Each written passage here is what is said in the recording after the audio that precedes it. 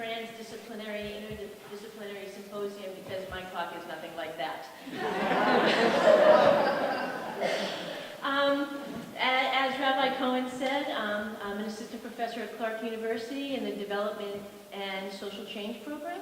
I finished a degree at Yale just before Dean Smith got there.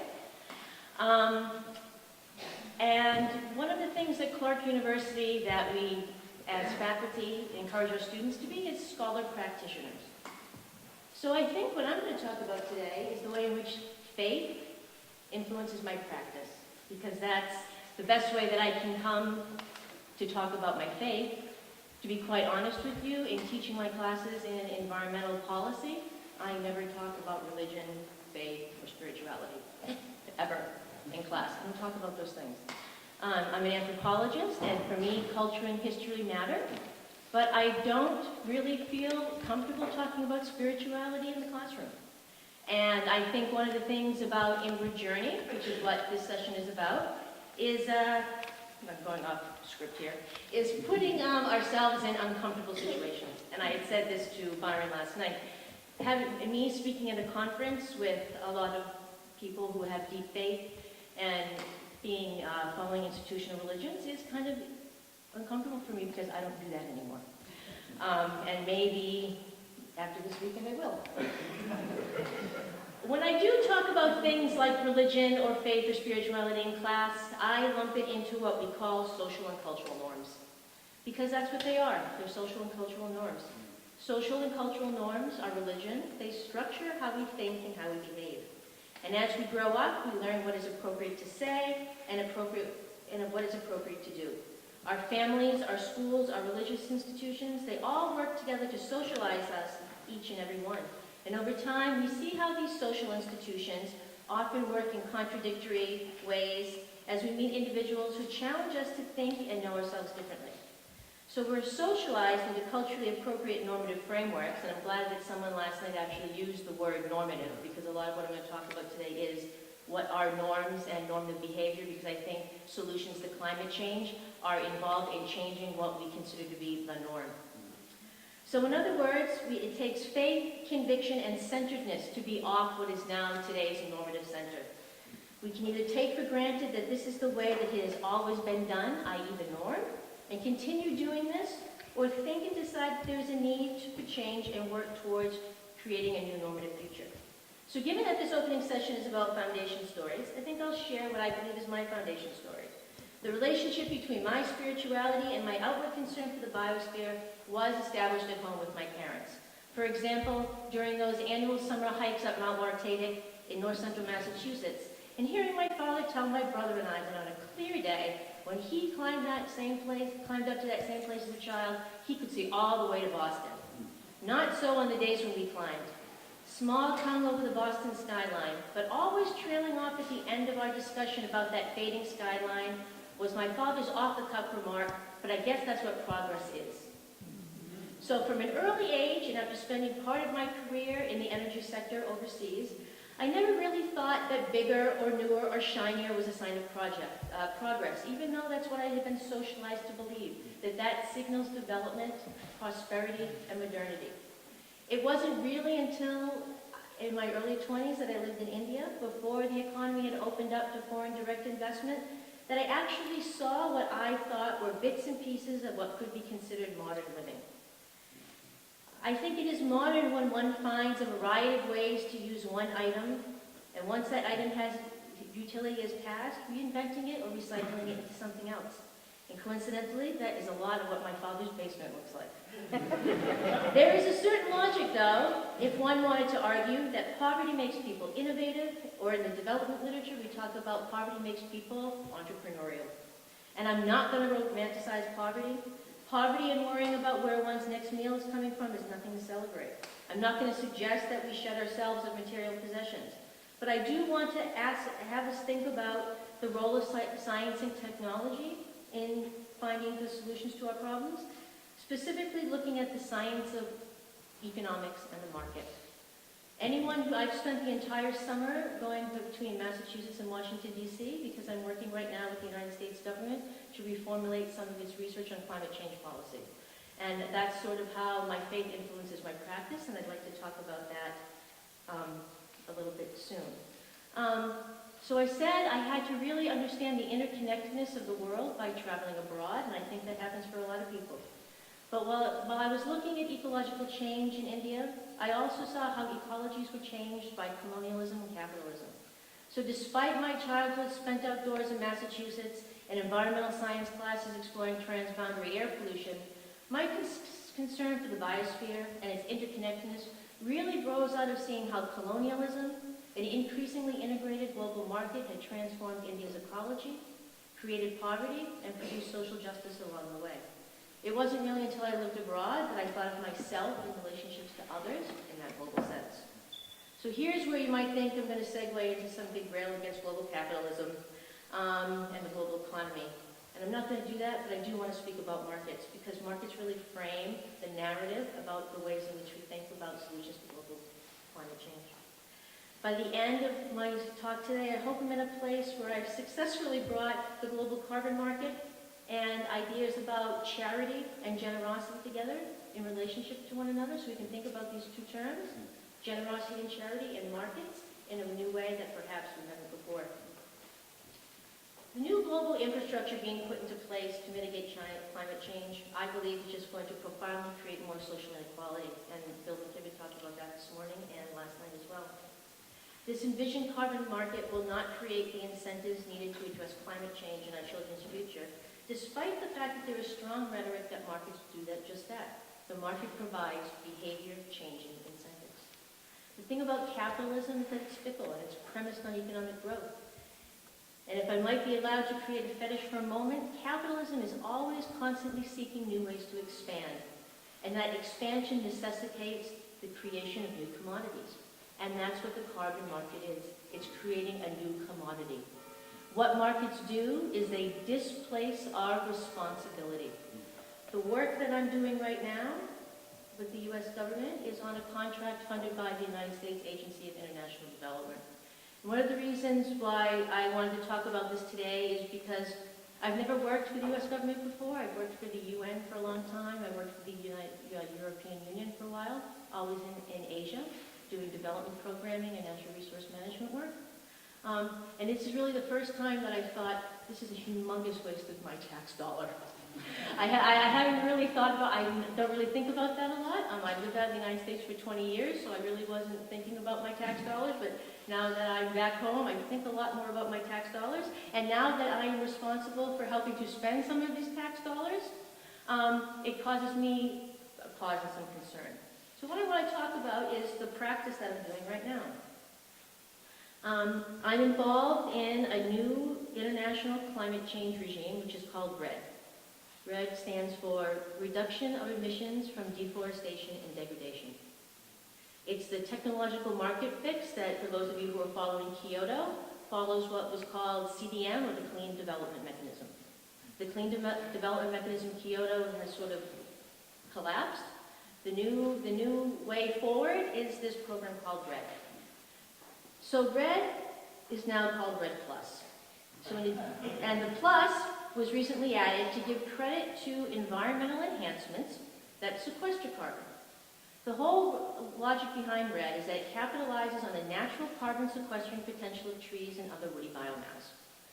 Deforestation and degradation of carbon-emitting processes. Reduce that, and not only do you reduce the source of carbon emissions, but you also increase the potential for carbon sequestration. Right now, there is a sustained movement within the global community to create an international framework based on these principles. The framework would create enabling conditions to establish a functioning international carbon market. The commodity sold would be tons of carbon as sequestered in trees, down branches, or soil. And then while it's clear that I'm really skeptical about this, I'm now working with USAID on this, I believe, as part of my faith. Because I deeply believe that if we're going to solve problems, we need to create systematic change from within, and we also simultaneously have to work outside the system to push and give impetus from the outside. If I want to change U.S. policy on global climate change, I need to be at that table.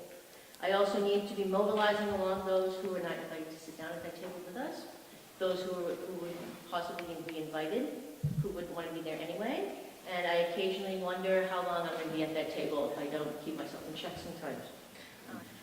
So I want to talk a little bit about this international infrastructure. And one point that I want to bring up is recently the government of Bolivia decided that it no longer wanted to participate in this international global climate carbon market, citing that it was neo-colonial. And in fact, it is neo-colonial. The logic underlining the framework, and to pick up on, I think, what someone said this morning, the narrative of what's going on in climate change, international climate change policy now is this. The majority of the world's forests are in the developing world.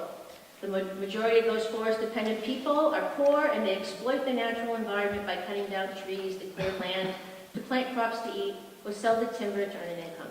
If they did not disturb these ecosystems, however, then the potential to absorb the carbon dioxide that we emit through the production and consumption practices that characterize our everyday lives increased.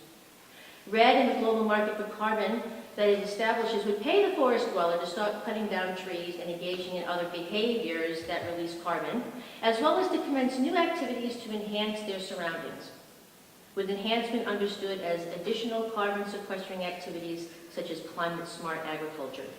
And I thought it was really interesting that when Bill McKibben this morning was discussing diversity, because part of what climate-smart agriculture is looking at ways to modify plant genetic material in order to make it more drought resistant. Right? So it's all framed within ways of mitigating global climate change. From a global social justice perspective, though, RED yet again is about externalizing the costs of our production and using the environments of poorer countries to subsidize our own economic development. And I use that collective R here to signal our practices in North America and Western Europe. And that is why RED Plus is neo-colonial. Rather than log and export timber or other material to subsidize our development, which is a dynamic of colonialism, we now subsidize our development by asking forest dwellers to change their behavior and sink our carbon in their forests. While the yet-to-exist carbon market will eventually compensate that forest dweller for keeping that tree standing and sequestering carbon, it is nevertheless taking a subsidy from nature.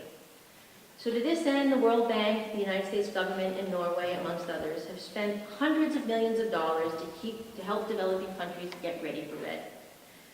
RED readiness activities include the purchase of computers, GIS and remote sensing programs to monitor forest cover, AC units to keep those computers in cool environments so they work, survey and mapping technology to delineate forest ownership and assigning property rights, because if you don't own the carbon, you can't sell it and therefore benefit from it, purchasing land rovers to reach remote forest locations to measure carbon, and training scientists and forest dwellers how to measure carbon and monitor it across time.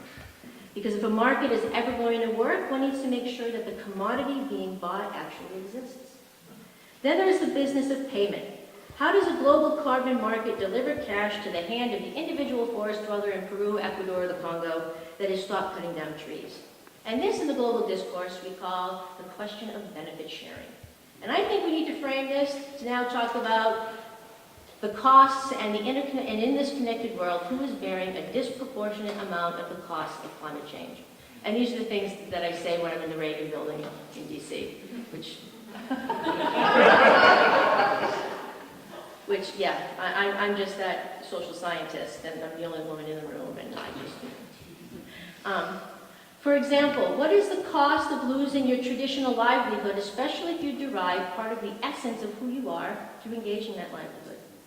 When I was in DC last week, my colleagues and I were working on refining the questions about RED programming that we want to ask. For example, what will the lifestyles and livelihoods and the rights of forest dwellers look like under this new climate change regime? I spent an entire day visiting a few policy institutes and other U.S. government contractors that work on RED-related issues as well. And actually, I was quite surprised because the general consensus that I gleaned from these meetings that nobody thinks this market is going to happen anyway. So all of this money that is being spent, and it's literally hundreds of millions, if not billions of dollars, to get developing countries ready for this carbon market, the people I spoke to in DC didn't think it was going to happen. So my question is, why do we have faith in markets? And I think we have to now have faith and place our faith someplace else.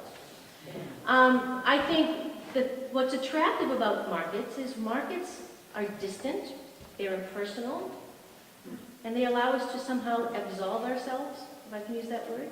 We transfer the problem or the responsibility of solving the problem that we generate out there to the market forces, which we have been led to believe will always find the most efficient solution, which usually involves the lowest cost solutions, and ultimately, in the case of the ways in which environmental policy is going in terms of red, is displacing the responsibility of the solution to that problem on the rural poor, in the global south, or the developing world, what you want to have it.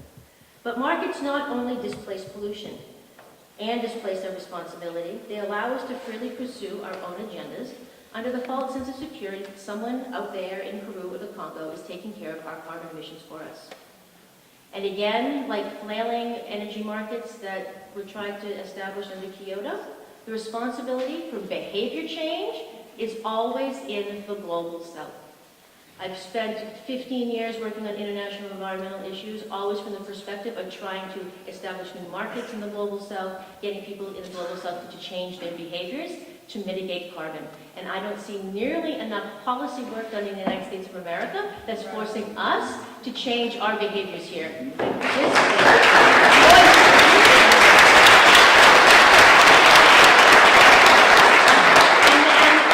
And that's why I think a lot of this money that I'm helping to spend would be so much better spent if it was spent here, doing things here. But this is money that's under the State Department, so it's going for foreign assistance, so it has to be done out there. Right? And I just wish that I mean, and this is why I'm at the table saying all the things that people in DC don't often say, and we'll see where that goes. So I'm just going to wrap up by saying that I just returned to academia this past year after working in development programming, and I taught the book, Paul Farmer's book, Pathologies of Power, 2 times this past year. Paul Farmer is the founder of Partners in Health. And in this text, he writes that charity, kindness, and generosity are both a symptom and a cause of our society's failure. And in that scholar practitioner side of me, I'm really starting to think about how do markets enable, markets, because they move our responsibility elsewhere, and the ways in which the debates are being framed is the red, and this is the rhetoric of the win-win, right? Well, this would be great, red plus, because poor people will get paid to stop cutting down trees. Carbon will be sequestered. So it's a win-win, but it's an us, it posits an us and a them ideology. And that, again, is why it's neo-colonial. It's all about us being generous, creating this global infrastructure that will pay people and make their lives better off. And I think we need to rethink how markets allow us to feel generous, because the market does help others.